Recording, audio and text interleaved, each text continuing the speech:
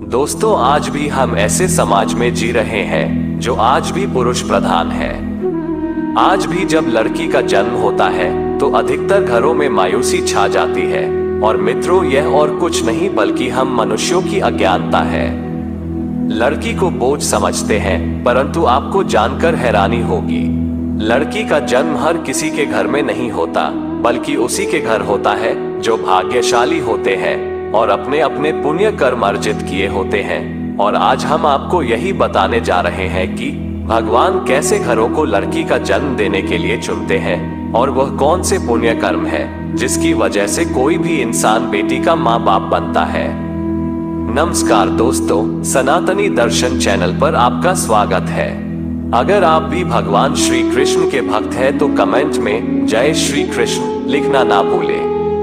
तो चलिए शुरू करते हैं आज की प्रस्तुति। दोस्तों, एक बार भगवान श्री कृष्ण से अर्जुन पूछते हैं कि माधव, किन कर्मों के कारण किसी के घर पुत्री धन की प्राप्ति होती है, अर्थात कैसे घरों में बेटियों का जन्म होता है। तब श्री कृष्ण अर्जुन से कहते हैं, हे पार्थ, अगर किसी के घर बेटे भाग्य से होते हैं तो बेटियां सौभाग्य से, और जो भी स्त्री या पुरुष अपने पूर्व जन्म में पुण्य कार्य अर्जित किए होते हैं उन्हें ही एक बेटी के माता पिता होने का सौभाग्य प्राप्त होता है। बेटियों को जन्म के लिए उन्हीं घरों को चुना जाता है जो बेटियों का भार सहन कर सके, क्योंकि तीनों लोकों में स्त्री अर्थात बेटियां ही ऐसी होती है जिसका भार हर कोई सहन नहीं कर सकता। वह बेटियां ही होती हैं जो इस सृष्टि को निरंतर चलाए, मान होने के लिए अपना सर्वस्व निछावर कर देती है। हे अर्जुन, पर जिस दिन इस सृष्टि में बेटियों का जन्म लेना रुक जाएगा, उस दिन से धीरे धीरे इस सृष्टि का अंत भी हो जाएगा। मित्रों, भगवान श्री कृष्ण के इन बातों पर गौर किया जाए तो उनका कहा बिल्कुल सही है, क्योंकि बेटियां अगर नहीं होंगी तो किसी का भी वंश आगे नहीं बढ़ सकता। दोस्तों, आपने भी कई लोगों को कहते सुना होगा कि जिस घर में बेटी का जन्म होता है वह घर स्वर्ग के समान होता है, क्योंकि बेटा तो केवल एक कुल को रोशन करता है, बेटियां तो दो कुलों को रोशन करती है। माता पिता के घर वो बेटी के रूप में अपने उत्तरदायित्व का निर्वहन करती है, तो ससुराल आकर एक बहू के रूप में सारे कर्तव्यों का पालन करती है। दोस्तों, आजकल आप सुनते ही हो, बेटियां बहू परिवार में किसी के मर जाने पर उसका पिंडदान नहीं कर सकती। लेकिन ये बिल्कुल भी सही नहीं है, क्योंकि रामायण में बताया गया है कि प्रभु श्री राम के पिता राजा दशरथ की मृत्यु हो गई तो माता सीता अर्थात राजा दशरथ की बहू ने उनका पिंडदान किया था, जिससे उन्हें जन्म मरण के चक्र से मुक्ति मिल गई थी। इतना ही नहीं, हिंदू धर्म शास्त्रों में बताया गया है कि बेटियां भी अपने पिता के नाम का पिंडदान कर सकती हैं। वही अगर ससुराल पक्ष में कोई पुरुष नहीं है तो इस स्थिति में बहू भी पिंडदान कर सकती है। इसलिए मित्रों, वो लोग बहुत किस्मत वाले होते हैं जिनके घर में बेटी जन्म लेती है। वही वो परवल किस्मत के होते हैं जिनके घर एक से ज्यादा बेटियां होती हैं। शायद यही कारण है कि बेटियों को लक्ष्मी कहा गया है। दोस्तों, बहुत से लोगों की सोच ये होती है कि बेटी है तो बिना समय गवाए और इस पर पढ़ाई में पैसे लगाए, जल्द से जल्द शादी कर दो। लेकिन ये सोच एक बेटी के भविष्य को बर्बाद कर देती है। जरा सोचिए, एक बच्ची के मन में कितने सपने होते हैं, उसे कुछ करना है, लेकिन ये सपने सिर्फ सपने ही रह जाते हैं। इसलिए अपनी बेटियों को सपने पूरे करने देना चाहिए। उन्हें जीवन में हर वो खुशी दे जो उन्हें मिलनी चाहिए। एक बेटे से ज्यादा एक बेटी हमेशा अपने माता पिता के लिए सोचती है। माता पिता को प्यार और अपनापन बेटी ही दिखा सकती है। बेटी के जन्म को एक जश्न की तरह मनाना चाहिए। माता पिता को बेटी को हमेशा एहसास दिलाना चाहिए कि कितने खास है बेटी।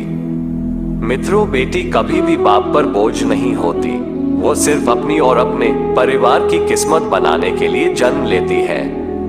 एक कथा के अनुसार दो मित्र लंबे समय के बाद एक दूसरे से मिले। एक दोस्त ने दूसरे से उसका हाल पूछा तो जवाब में उसने कहा कि मेरा हाल तो एकदम बढ़िया है, और हो भी क्यों ना मेरे दो बेटे जो है।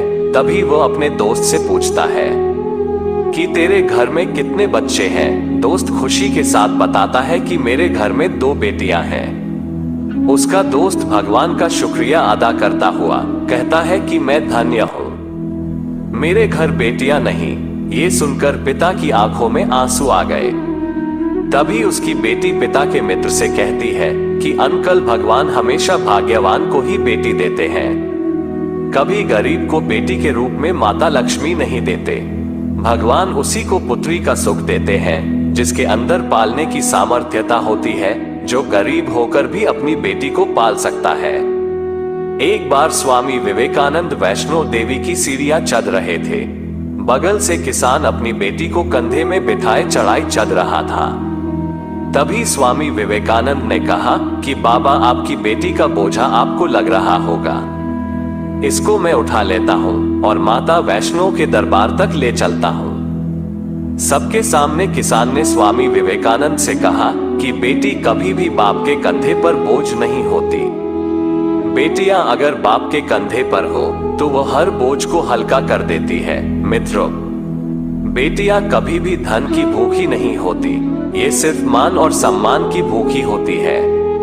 अब सोचने वाली बात है कि कौन सी कर्म के बाद आप किसी के घर लड़की के रूप में जन्म लेते हैं और उनके घर के लिए लक्ष्मी का रूप साबित होते हैं। गरुड़ पुराण में बताया गया है कि जब आत्मा को नया जन्म मिलता है तब आत्मा को शरीर के अनुसार व्यवहार में चलकर अपने कर्म करने होते हैं। शरीर के जरिए कर्म करके एक आत्मा अपने जन्म के उद्देश्य को सार्थक भी बना सकती है और निरर्थक भी, यदि कोई पुरुष महिलाओं का आचरण करता है, स्वभाव में महिलाओं वाली आदतें ले आता है या वही काम करना चाहता है तो एक महिला को करना चाहिए, तो ऐसे ही पुरुषों की आत्मा स्त्री का शरीर धारण करती है। वहीं गरुड़ पुराण में बताया गया है, यदि कोई व्यक्ति मृत्यु के अंतिम क्षण में किसी स्त्री को याद करते हुए प्राण त्यागता है तो वह अगले जन्म स्त्री के रूप में जन्म लेता है। वहीं अगर वो अंतिम क्षण में परमेश्वर का नाम लेता है तो वह मुक्ति के मार्ग पर अग्रसर हो जाता है। तो दोस्तों, आज के लिए इतना ही। उम्मीद है मित्रों आपको हमारा यह वीडियो पसंद आया होगा। आगे आने वाले वीडियो को देखने के लिए हमारे चैनल को सब्सक्राइब करना ना भूलें और अपने विचार नीचे कमेंट्स में जरूर साझा करें। फिर मिलते हैं अगले वीडियो में। धन्यवाद और शुभकामनाएं।